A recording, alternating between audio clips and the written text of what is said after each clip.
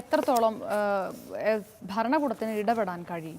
അല്ല, ഇടപെടുന്ന ഒരു സാഹചര്യമാണ് നമ്മൾ സൃഷ്ടിക്കേണ്ടതും.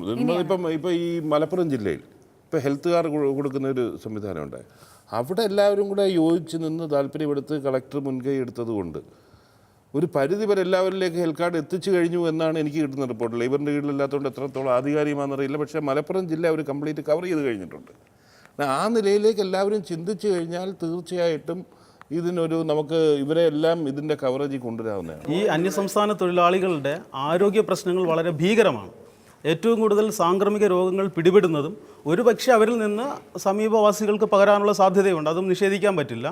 അത് അവരുടെ ജീവിത സാഹചര്യങ്ങൾ, അവരുടെ ജീവിക്കുന്ന പശ്ചാത്തലത്തിലാണ്. ശുദ്ധമായ കുടിവെള്ളമോ അല്ലെങ്കിൽ ഹൈജീനിക്കായിട്ടുള്ള താമസ സൗകര്യങ്ങളോ ഇല്ലാത്തത് കൊണ്ട് കേരളത്തിൽ തന്നെ ഉണ്ടാകുന്ന രോഗങ്ങളാണ് ബഹുഭൂരിപക്ഷവും. അല്ലാതെ ഇതുപോലെ അപൂർവങ്ങളായ ചില രോഗങ്ങൾ അത് എവിടെ നിന്നും വരാം. നിങ്ങൾക്ക് പറയാം, ഇത്തരം ചില പ്രശ്നങ്ങൾ ഇത്രയും പറയുമ്പോൾ, ഇത്രയും ചില പ്രശ്നങ്ങൾ ഉണ്ടാകുമ്പോൾ ഇതിനുള്ള സാഹചര്യം ഒരുക്കി കൊടുക്കാൻ കഴിയാത്തത് നമുക്കാണ്. ഇവിടെ പലർക്കും തൊഴിലാളികൾക്ക് സംരക്ഷണം കൊടുക്കുന്നു.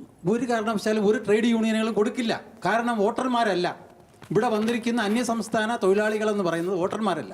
വോട്ടർമാരെ സംരക്ഷിക്കാൻ രാഷ്ട്രീയ പ്രവർത്തകർ മുഴുവൻ മാറ്റി വെച്ചോട്ടെ. ഞാൻ ചേട്ടനോട് ഒരു ചോദ്യം ചോദിക്കാം. നിങ്ങൾ ഇവരെ സാധാരണ രീതിയിലുള്ള ഒരു പൗരനായിട്ട് പൊതുസമൂഹത്തിൽ ഒരു പാർക്കിൽ അല്ലെങ്കിൽ ഒരു സിനിമാ തിയേറ്ററിൽ കൂടെ കണ്ടു കഴിഞ്ഞാൽ നിങ്ങൾ അംഗീകരിക്കുമോ? തീർച്ചയായിട്ടും അംഗീകരിക്കും.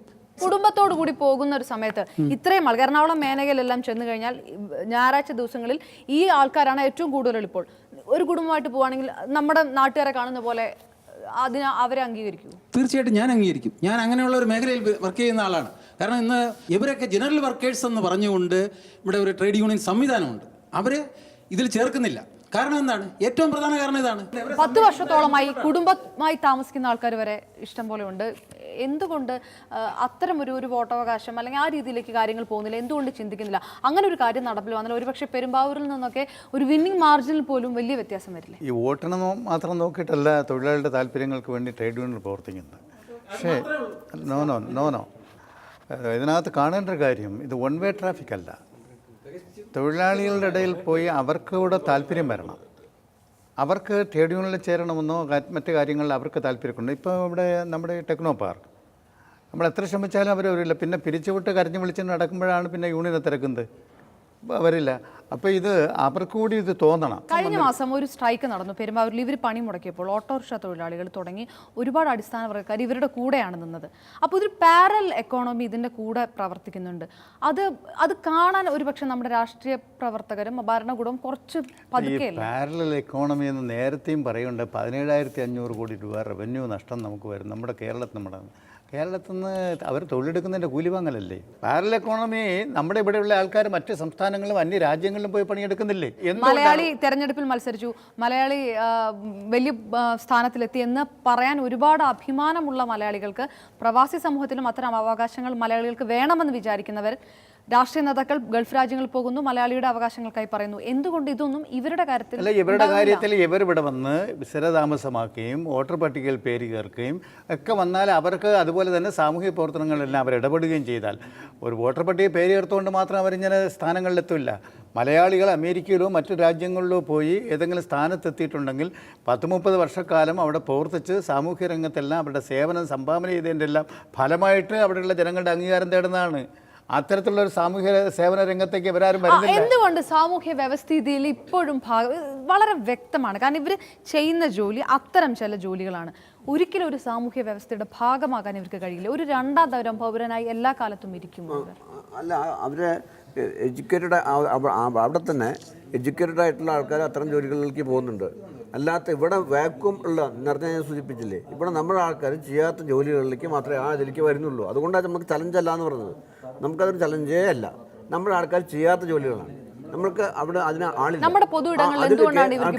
അതേസമയം ഈ ബീഹാറിലോ അല്ലെങ്കിൽ മറ്റു രാഷ്ട്രങ്ങളിലോ എഡ്യൂക്കേറ്റഡ് ആയിട്ടുള്ള ആൾക്കാർക്ക് അതുപോലെ IT കമ്പനികളിലും മറ്റുള്ളതെല്ലാം ജോലി കിട്ടുന്നുണ്ട്. മറ്റുള്ള ബാംഗ്ലൂരും ഹൈദരാബാദിലൊക്കെ ജോലി ചെയ്യുന്നുണ്ട്. ഈ IT കമ്പനികൾ വർക്ക് ചെയ്യുന്ന അന്യ സംസ്ഥാനത്ത് നിന്ന് വരുന്നവർക്ക് ഈ വിവേചനമില്ല. അവർക്ക് നമ്മുടെ സാമൂഹിക സ്ഥലങ്ങളിലെല്ലാം കയറാം. പക്ഷേ ഇവർക്ക് അതിന് കഴിയുന്നില്ല. ശരിയല്ലേ? അത് തിരുവനന്തപുരത്ത് ഈ അടുത്ത കാലം നടന്നൊരു സംഭവം, ഗാന്ധി പാർക്കിൽ സാധാരണഗതിയിൽ മൈഗ്രൻ്റ് വർക്കേഴ്സ് അതാത് സ്ഥലങ്ങളിൽ ഏതെങ്കിലും ഒരു പബ്ലിക് പ്ലേസിലായിരിക്കും അവർ ജോലി അന്വേഷിച്ച് വരുന്നതും. അല്ലാതെ തന്നെ വീക്കിലി അവരുടെ മീറ്റിംഗ്. ഇപ്പോൾ തിരുവനന്തപുരത്ത് സംഭവിച്ചത്, ഗാന്ധി പാർക്കിൽ സ്ഥിരമായി വന്നുകൊണ്ടിരുന്ന അന്യസംസ്ഥാന തൊഴിലാളികൾ ഒരു ദിവസം പോലീസ് അവിടെ ഫോർട്ട് CIയുടെ നേതൃത്വത്തിലുള്ള ഒരു ഗ്രൂപ്പ് അവരെ തല്ലി ഓടിച്ചു. അതിന് കാര്യം പറഞ്ഞത് അവർ പലരും മദ്യപിച്ചിട്ടുണ്ടായിരുന്നു, അവിടെ വരുന്ന ആൾക്കാരുമായിട്ട് അവരിങ്ങനെ അവരെ ശല്യപ്പെടുത്തുന്നു, അല്ലെങ്കിൽ ഹരാസ് ചെയ്യുന്നു, അല്ല ഫാമിലിയായിട്ട് വരുന്ന ആൾക്കാർക്ക് അവരെ കാണുമ്പോൾ ഇഷ്ടപ്പെടുന്നില്ല. അപ്പോൾ ഈ തരത്തിലുള്ള ഇഷ്യൂസ് പലതും അവിടെ വന്നു. അപ്പോൾ അതിനുശേഷം ഇതിനെതിരെ ചർച്ച വന്നപ്പോഴത്തേക്കും പോലീസ് അവർ ആ സ്റ്റാൻഡിൽ നിന്ന് തിരിച്ചുപോയി. പക്ഷേ എന്നിരുന്നാലും ഇപ്പോഴും ആൾക്കാർ അന്യസംസ്ഥാന തൊഴിലാളികൾ അവിടെ പോവുകയാണെങ്കിൽ ഇപ്പോൾ പേടിച്ചായി പോകാൻ പറ്റും. കേരളത്തിൽ ഒരു 25 ലക്ഷത്തോളം ആൾക്കാരുണ്ടെങ്കിൽ അതിൽ ഒരു 59-60% ആൾക്കാരുടെ ഒരു ശരാശരി വേതനം എന്ന് പറയുന്നത് 300-500 രൂപയ്ക്ക് ഇടയിലാണ്. അപ്പം അങ്ങനെ ഒരു കാൽക്കുലേഷൻ ആണ് ഈ അത് അധ്വാനത്തിന് കിട്ടിയ. അതായത് പോലീസ് സ്റ്റേഷനിൽ, അതായത് ജില്ലയിൽ വരുന്ന അത്ര വർക്കേഴ്സിനെ അതായത് പോലീസ് സ്റ്റേഷനിൽ ഐഡന്റിഫൈ ചെയ്യിച്ചുകൊണ്ട് അവർക്ക് പോലീസ് സ്റ്റേഷനിൽ നിന്നൊരു എന്തെങ്കിലും ഒരു കാർഡോ വെച്ച് കൊടുക്കാൻ വേണ്ടി കഴിയും. അവർ അവിടെ നിന്ന് മറ്റൊരു ജില്ലയിലോട്ട് പോവുകയാണെങ്കിൽ ആ പോലീസ് സ്റ്റേഷനിൽ റിപ്പോർട്ട് ചെയ്യാൻ വേണ്ടി കഴിയും. അതിന് വലിയ താമസമൊന്നും വരില്ല. നമ്മൾ വിഷയത്തിൽ നിന്ന് വ്യതിചലിച്ച് പോകാതെ ഇപ്പോൾ ഇവരൊരു മൈഗ്രേറ്ററി നേച്ചർ പൂർണ്ണമായി ഉണ്ടായിട്ടില്ല. അവർ തിരിച്ച് ഇവിടെ വന്ന് ജോലി ചെയ്തിട്ട് അവർ തിരിച്ച് അവരുടെ നാട്ടിലേക്ക് പോകാൻ താല്പര്യമാണ്. 6-7 മാസത്തിൽ ഒരിക്കലെങ്കിലും അവർ തിരിച്ച് നാട്ടിൽ പോകും. അവർക്ക് നാട്ടിലെ സാഹചര്യമായിട്ട് നോക്കുമ്പോൾ നല്ല സമ്പാദ്യം കിട്ടുന്നുണ്ട്, അവർ തിരിച്ചു പോകുന്നു. പക്ഷേ നാളെ ഇവിടെ പറഞ്ഞത് ഇവർക്ക് വോട്ടവകാശം ഇല്ലാത്തത് കൊണ്ടാണ്. ഇന്നത്തെ സാഹചര്യം മാറി നാളെ ഇവിടെ ഭൂമി വാങ്ങിക്കാനും ഇവിടെ താമസിക്കാനും തീരുമാനിക്കുമ്പോഴാണ് ആർക്കും അത് തടയാനൊക്കില്ല. അന്നേരമാണ് കേരളത്തിൽ സാമൂഹിക പ്രശ്നങ്ങൾ ഉണ്ടാകാൻ പോകുന്നത്. ഇപ്പോൾ എല്ലാവരും ഇവിടെ വന്ന് വിശാലമായ മനസ്ഥിതിയിൽ ഇവരെല്ലാം നമ്മൾ അംഗീകരിക്കുന്നുണ്ട്, കുഴപ്പമില്ല എന്നൊക്കെ പറയുന്നത് കൊള്ളാം. പക്ഷേ ഒരു അയൽവക്കത്ത് ഇവരെ താമസിപ്പിക്കാൻ സമ്മതിക്കുമോ? അദ്ദേഹം പറഞ്ഞ് സൂചിപ്പിച്ചത് ശരിയാണ്. ഞാൻ കഴിഞ്ഞ ദിവസമാണ് അറിഞ്ഞത് പോലും. പുത്രികണ്ഠം മൈതാനത്ത് കൂടി നിന്നവരെ, ഗാന്ധി പാർക്കിൽ കൂടി നിന്നവരെ എല്ലാവരെയും കൂടെ പോലീസ് അടിച്ചു പൊടിച്ച ഒരു സാഹചര്യം നമ്മൾ ആലോചിക്കേണ്ടേ. നമുക്ക് മറ്റാരേക്കാൾ നമ്മളാണ് ആലോചിക്കേണ്ടേ. നമ്മുടെ സൗകര്യങ്ങൾ ഞാൻ കണ്ടിട്ടുണ്ട്. ഗൾഫ് രാജ്യങ്ങളിൽ വെള്ളിയാഴ്ച ആകുമ്പം ഒരു പാർക്കിൽ ഒത്തുകൂടുന്നത്, അവിടെ നിന്ന് അടിച്ചു ഓടിച്ചാൽ എങ്ങനെ തോന്നും നമുക്ക്? അത് നമ്മൾ ചിന്തിക്കണ്ടേ? അതെ, അദ്ദേഹം പറഞ്ഞല്ലേ ഒറ്റപ്പെട്ട സംഭവങ്ങൾ ഉണ്ടാകാം. പക്ഷേ ഞങ്ങൾ പല സാധനങ്ങളിലും കാര്യങ്ങളിലും ഇടപെടുമ്പോൾ നമ്മൾ മനസ്സിലാക്കുന്നത് ഇപ്പോൾ ഒരു വീട്ടിൽ മോഷണം നടന്നു, ഒരു സാമാന്യം ഭേദപ്പെട്ട ഒരു സാമ്പത്തിക വളർച്ചയുടെ ഒരു വീടാണ്. അവിടെ തന്നെ 3 ലേബേഴ്സ് ഉണ്ട്. അവരെല്ലാം ഔട്ട്സൈഡ് സ്റ്റേറ്റുള്ള ആളുകളാണ്. ഒരാൾ ഡ്രൈവറാണ്, വീട്ടിൽ അടുക്കള പണിയെടുക്കുന്ന ഒരാളുണ്ട്, ഈ വീട് അടിച്ച് തൂക്കാൻ ആളുണ്ട്. ഞാൻ ആ കേസ് പോയി നോക്കിയതാണ്. ആ വീട്ടുടമസ്ഥൻ അയാളോട് സാമൂഹ്യമായി ഇടപെടില്ലെന്ന് പറഞ്ഞുകൊണ്ടാണ്. ആ വീട്ടുകാർക്ക് അവരിൽ വളരെ കോൺഫിഡൻ്റ് ആണ്. അവർ പറയണം ഒരിക്കലും അവരെ വിളിച്ച് ക്വസ്റ്റ്യൻ ചെയ്യാൻ പാടില്ല, അവർ ചെയ്തിട്ടില്ല.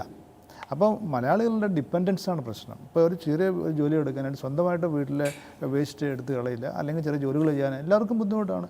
അങ്ങനെ നമ്മളാണ് ഡിപ്പെൻഡൻസ് വരുന്നത്. അപ്പോൾ ഇവർ വരുമ്പോൾ ഞങ്ങളൊരു കാര്യമേ പറഞ്ഞുള്ളൂ, ഈ ആരാണോ ഇവരെ എൻഗേജ് ചെയ്യിക്കുന്നത് അവർക്ക്, നമ്മുടെ മലയാളികൾക്ക് അവരുടെ റെക്കോർഡ്സ് സൂക്ഷിക്കാം. ചെറിയ കാര്യമുള്ളൂ. ഈ പറഞ്ഞ ഒരു ഡിസ്ട്രിക്ട് പോലീസ് സ്റ്റേഷൻ വന്ന് അവരെ രജിസ്റ്റർ ചെയ്യണം, അടുത്ത പോലീസ് സ്റ്റേഷനിലേക്ക് കൊടുക്കണം, അടുത്ത ജില്ല മാറുമ്പോൾ അങ്ങോട്ടേക്ക് കൊടുക്കണം. ദാറ്റ് ഈസ് ഒരു പ്രാക്ടിക്കലല്ല. ഈ ഇതര സംസ്ഥാനങ്ങളിലെ തൊഴിലാളികൾ കൂടി ഇവിടെ വരാതിരുന്നെങ്കിൽ അവരെ വെൽക്കം ചെയ്യണം. പക്ഷേ ഇവിടെ വരുന്നത് എന്തുകൊണ്ടാണ്? രാജ്യത്ത് അവർ താമസിക്കുന്ന പ്രദേശങ്ങളിലെ അൺഎംപ്ലോയ്മെൻറ്റ് വർദ്ധിച്ചു വരികയാണ്. തൊഴിലവസരങ്ങൾ നേരത്തെ 3.7% ഉണ്ടായിരുന്നു, ഇപ്പോൾ 0.8% ആണ്. അവിടെ ഒരു തിരുത്തുണ്ട്. അത് അൺഎംപ്ലോയ്മെൻ്റ് അല്ല, നമ്മുടെ ആൾക്കാരുടെ ജോലി ചെയ്യാനുള്ള മനോഭാവത്തിൽ വന്ന മാറ്റമാണ്. പണ്ട് മെഡിക്കൽ റെപ്രസെൻറ്റേറ്റീവായി ജോലി ചെയ്യാൻ തയ്യാറായിരുന്ന നമ്മുടെ ചെറുപ്പക്കാർ ഇപ്പോൾ ഡോക്ടറുടെ ക്യാബിൻ്റെ മുന്നിൽ ബാഗ് എടുത്ത് നിൽക്കാൻ തയ്യാറല്ല. 20,000 രൂപ ശമ്പളം കൊടുത്താൽ തയ്യാറല്ല. ശരിയല്ല. അതിനോട് വിയോജിപ്പുണ്ട്. ഇവിടെ അവർ വരുന്നതുണ്ട് 2 കാര്യം. ഒന്ന്, അവരുടെ അവിടെ പോയാൽ ഇപ്പോഴും ആന്ധ്ര സംസ്ഥാനത്തെ കാർഷിക തൊഴിലാളിയുടെ കൂലി എത്രയാണ്? 87 രൂപയാണ് പുരുഷന്, 64 രൂപയാണ് സ്ത്രീക്കുള്ളത്.